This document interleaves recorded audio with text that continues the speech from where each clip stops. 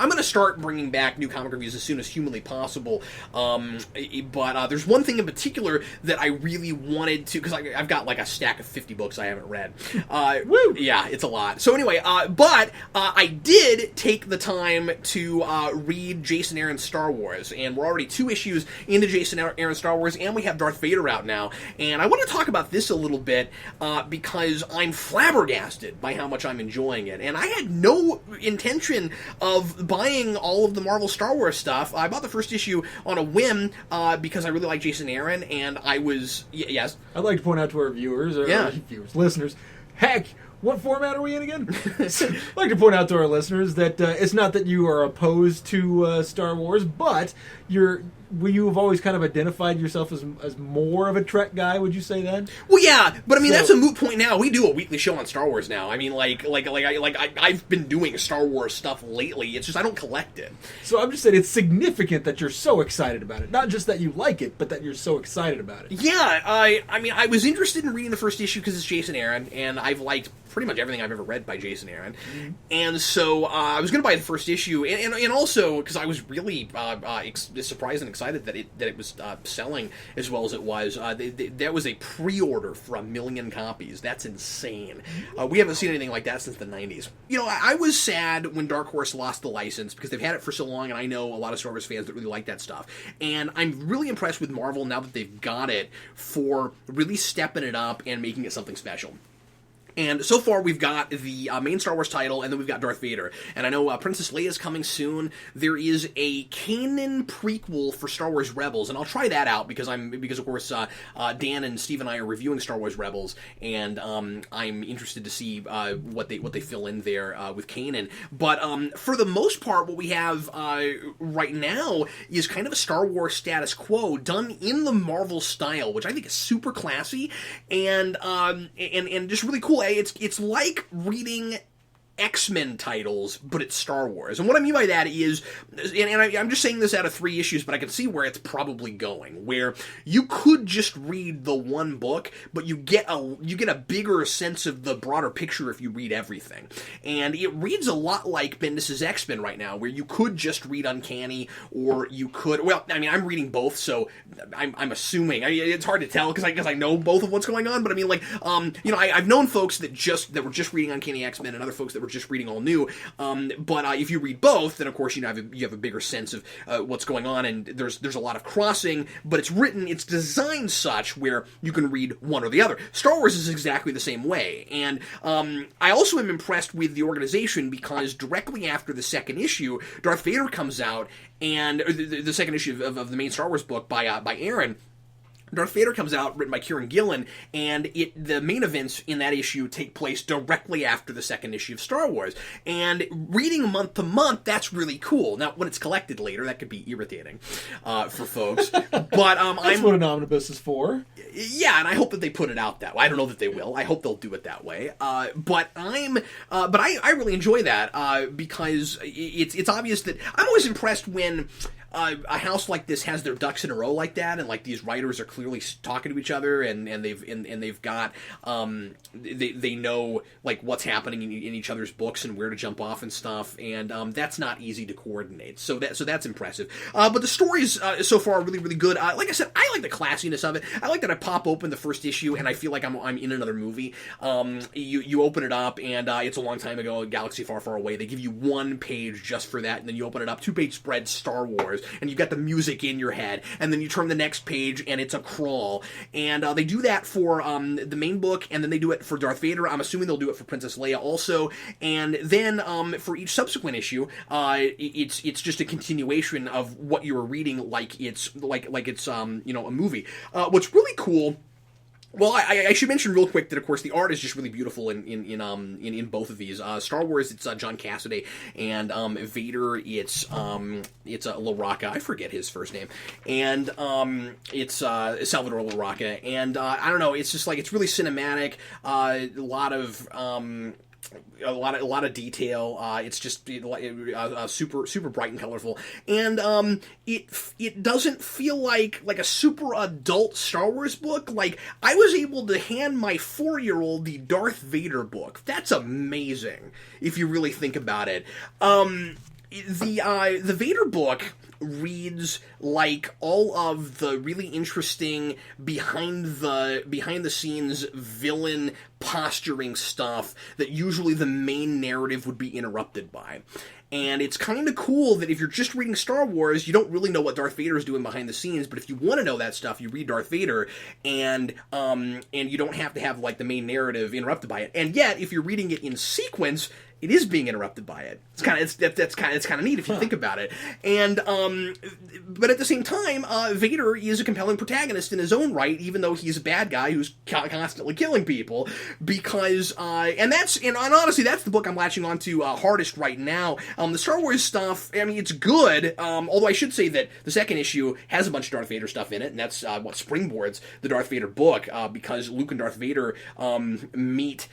Kind of for the first time in the second issue in a really meaningful way, and Vader doesn't know yet that Luke is his son, and he's starting to piece it together, so you get to actually see that happen, which is really cool. And of course, this is all gap filling between episodes 4 and 5. And you get into the Vader book, and it's funny because it's kind of sad. Like I kind of feel sorry for Darth Vader because he gets blamed by the Emperor for everything that went wrong in Episode 4 and with the Death Star being destroyed. And he even says, "I know, Darth Vader, that you're not the only person at fault. I know there was Tarkin and this other guy, but they're dead, and you're the only one left. So you're getting all the blame." And I thought that was really kind of funny. And but like I said, it's kind of sad because he sort of gets demoted, and the Emperor puts this other guy like above Darth Vader. And impressively, it immediately gives a reason for Vader to have his own story, because it in an organic way, in a way I can believe, gives Vader a reason to have to go places. And that's hard to do if Vader is like always like the right hand man and just the apprentice. But like, if he's having to answer to yet another person also, and he's being sent off on kind of like more menial missions and stuff like that, there's more for him to do, and he also has like immediately an obvious set goal. Yeah, he's got to redeem himself in the eyes of the Emperor. So I'm really into the Vader book even more than the main Star Wars book right now, which is amazing because Kieran Gillen is sometimes hit and miss for me, and Aaron's great. And I haven't taught much about the Star Wars book, but it's basically the rebels doing rebel stuff right after right after the Death Star explodes, because now their big weapon that they were able to keep everybody at bay with is destroyed, so they can kind of do more. And in the very first issue, they commandeer a walker, and that's really fun. But anyway, I'm sorry, what were you gonna say, man? I find it interesting that you're all about this Darth Vader book, because a lot of the time when you look at villain pieces that are connected to a larger piece, or that are connected to another piece anyway, I feel like you have it's almost just a situation that the character cannot be proactive, because they're dealing with what the character's doing already in the main piece. Yeah. So any choices that this character makes, it has to be like largely superfluous to the main plot. So it's interesting that they're keeping everything pertinent and interesting. Well, it's kind of a side book. I kind of get the sense, and I mean, it's hard to tell right away, but just out of one issue, and also with the second issue of Star Wars ending on a big Darth Vader cliffhanger, so clearly he's going to do more stuff in 3, or at least it sure feels like he's going to do some stuff in 3. But I feel like the Vader book is going to be like kind of a side book where he kind of goes off and does his own stuff, and it's not going to be as related to the main book, but like maybe they'll cross a little bit, because after all, he and Luke Skywalker can't have a lot of screen time together before you get to Empire. So I'm just saying that I think that's how you can get away with doing the villain as the protagonist book in this particular in this particular franchise. Are all of these Star Wars books, are they all ongoing? Yeah. See, I feel like that would be. I understand the ongoing Star Wars book, and then I understand an ongoing disconnected Star Wars book. Right. But I find Leia and Vader? Yeah. Yeah. These are like major characters for this. That's fascinating. And like I said, I didn't expect them to all be set at the exact same time period. So it's going to be really interesting seeing them cross like that. Now, I don't know how long all the ongoings will go. It's possible that, like, the Star Wars book will just go on for, several years, and the Vader book will be cut off at, like, 18 or 20 issues or something. I also think that it's likely that the Vader book sells close to Star Wars numbers when people start reading it, because I think it's every bit as good. And like I said, I actually kind of like it more, but I think it's just I really like Darth Vader. You know what I mean? Like, that's just that's the character I'm really excited to read right now, and especially because it's handled so well and because the art is freaking gorgeous. But anyway, Vince, what have you been reading lately? Well, interestingly enough, the one that I'm getting more excited about is another Aaron title. Another Jason Aaron title. Is it Southern Bastards? It is Southern Bastards. Now, I almost dropped Southern Bastards. I was so close. And it wasn't that it was bad. It's just I started kind of losing my taste for it. And I essentially, one of the major characters early on in makes an exodus from the book. And I was like, you know what? I don't understand why I'm going to read this thing. But we quickly switched focus. And it makes me wonder, pardon me, it makes me wonder how we're going to carry forward and who we're going to follow, and if we're going to end up just following random people, and if that's why it's called Southern Bastards, plural. Okay. Nondescript, just people from the South that make, maybe questionable moral decisions. Well, I mean, that's what Heroes should have been. Following bastards from the South. Right. And, yeah, exactly. Isn't that what you get from that title? Not saying it as the title Southern Bastards makes it feel more like profanity. Well, yeah. But the thing about it is that after the main character from the first story arc makes an exodus from the book, one won't say how, if you're interested in reading. But how many issues are we in now? Oh, 7 or 8. I think it's about that many. Okay. It's I'm not keeping track of the numbers so heavily, but we're now focusing on the guy who was basically the major villain, and we're making him maybe sympathetic. We're making him interesting. We're getting into his past. We're seeing a little bit of how he deals with today, and there's the idea in this one is, and I don't even know why I like it, because so much of it's about football, and I just hate football. I don't think it's fun. I don't like playing it. I don't like watching it. However, the interesting thing about Southern Bastards is you have the main character currently in the book is the football coach, who is also kind of like the local mob boss. And he's just, the whole town is just so crazy about football that he can get away with anything because he's the rock star. And it's a small town, so they don't have it's a small, isolated town, so they kind of rely on local entertainment, and football it is. So that's what's so interesting about this guy, is that he was such a horrible, unlikable person in the first story arc, and now we're getting into him, and we're kind of seeing why he's made some of these decisions, and I can follow this guy.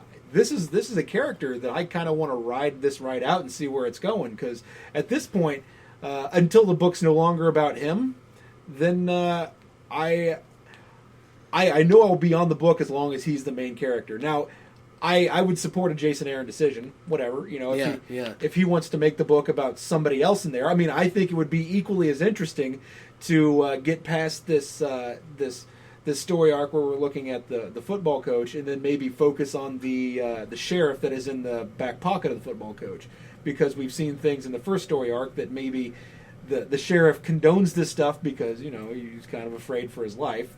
The guy has the football coach has lots of connections.